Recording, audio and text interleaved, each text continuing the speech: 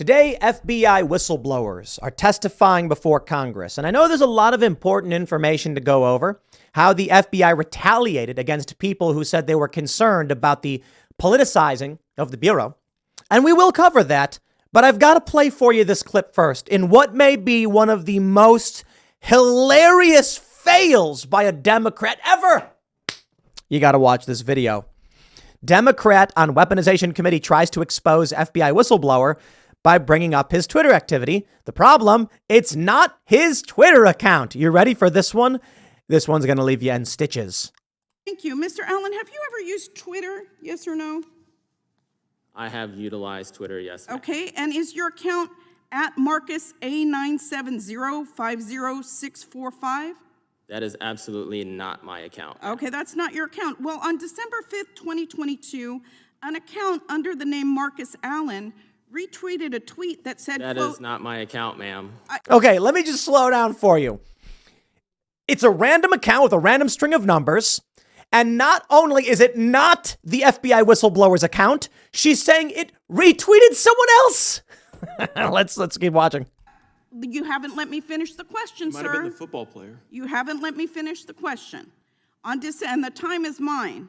On December 5th, 2022, an account under the name of Marcus Allen retweeted a tweet that said, quote, Nancy Pelosi staged January 6th, retweet if you agree, end quote. Do you agree with Okay, look at Nancy Pelosi staged January 6th, retweet if you agree. that statement? Yes or no?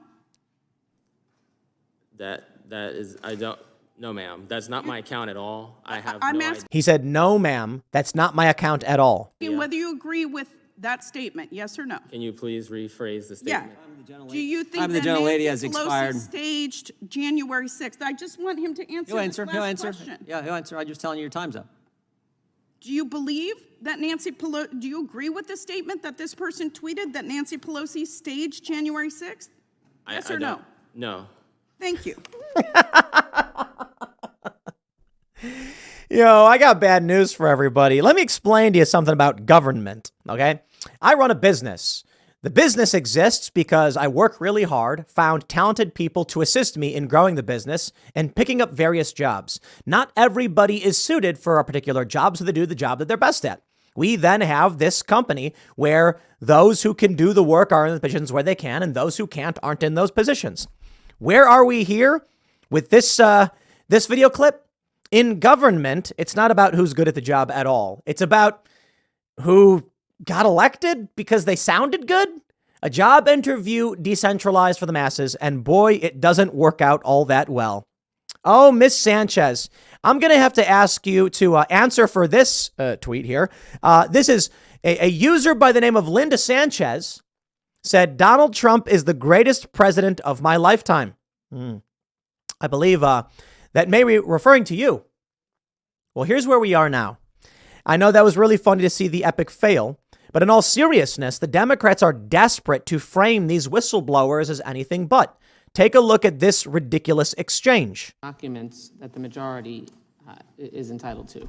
So, I mean, I'm not aware that you're able to withhold information from the minority that we would need to use to prepare for a... When it comes to whistleblowers, you're not. And I would just remind the committee, remind everyone. Look, when it comes to whistleblowers, you are not. That's not right. There's a whole lot of bloviating and yelling, so I'll skip ahead a little bit. Have been determined He has not not to be agreed to that. whistleblowers. These are not whistleblowers. They've been determined by the agency not to be whistleblowers. Are you deciding that they're whistleblowers? Yes, the law decides. Did you not listen to Mr. Levitt's testimony? Did you not read the law? The His law attorney decides is that they are asserting- whistleblowers. his attorney the is chair asserting that recognizes they are the gentlelady from... So let's break this down as to what's going on as the Democrats epically fail over and over again. We have FBI whistleblowers explaining that as the Bureau was being weaponized for political reasons, they complained and the agency retaliated against them. They are quite literally exposing malfeasance and corruption. So the agency says they're not whistleblowers because we say so. Dude, if you come out and you're like, hey, the bank manager was robbing the bank. The bank manager then just goes, no, he's not a whistleblower. Sorry. And then the Democrats are like, well, he's not a whistleblower, I guess, so his testimony is worthless. This is sad. Finally, we're seeing something strong. I would say, there's been some good actions taken by the weaponization subcommittee on these hearings. I want to see some more action, but let me just lay it down simply for you. Here we go. National Review headline: FBI whistleblowers testify. CNN: Jim Jordan's FBI whistleblowers testifying publicly before Congress as questions about their legitimacy remain. Even CNN, trying to frame them not as whistleblowers, still has to call them whistleblowers because there's nothing else. How about C-SPAN? You going to tell me C-SPAN headline's wrong? FBI whistleblowers testify before weaponization committee. And then we have Como News, FBI whistleblowers to testify before Congress. So I hope I entertained you with that opening segment of the epic Democrat fail. But let me tell you a little bit about what's really going on here with this story from National Review. They say an FBI whistleblower said Thursday that the Bureau closed ranks and attacked him after he voiced concerns about the politicization of the Bureau. Steve Friend testified before the House subcommittee on the weaponization of the federal government that the FBI is incentivized to work against the American people and is in dire need of drastic reform. Friend had his security clearance revoked and was suspended without pay after he voiced concerns about the Bureau's handling of domestic violent extremism and cases related to the Capitol riot. In protected disclosures, Friend said the FBI's handling of the January 6th Capitol riot related investigations deviated from standard practice and created a false impression with respect to the threat of DVE nationwide. That's domestic violent extremists.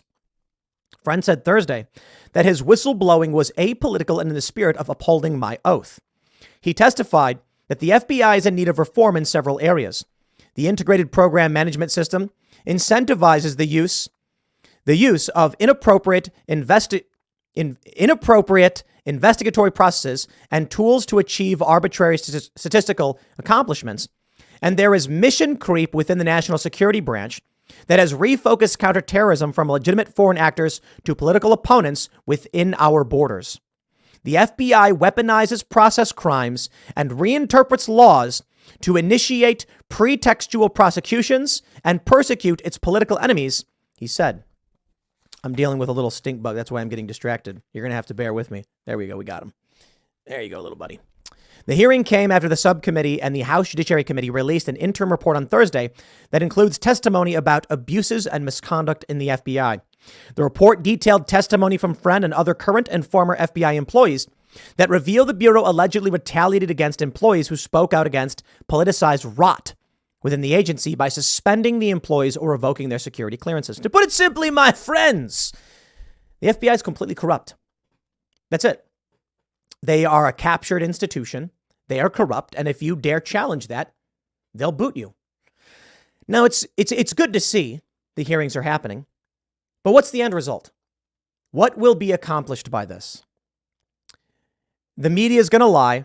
The Democrats are going to lie. The lies will persist, and nothing is ultimately going to be done about it. I don't know what else we can do other than hope that Donald Trump gets elected, and then he goes in and actually cleans house. Starts firing people at the top, purging the entire FBI. Now, I love other Democrats were saying things like, the Republicans want to defund law enforcement. Okay. Yeah, I don't care.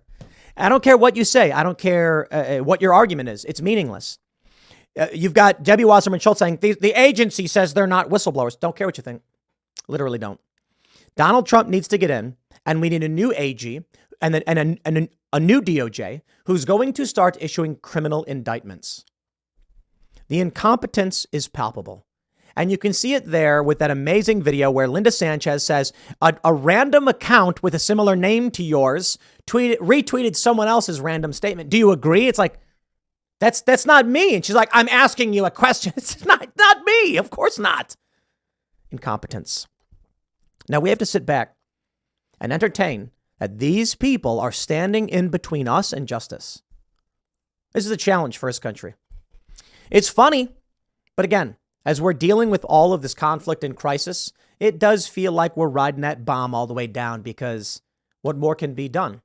It's this eternal struggle These Democrats are manipulative, evil. They just want power, and they're being given it by ignorant cities.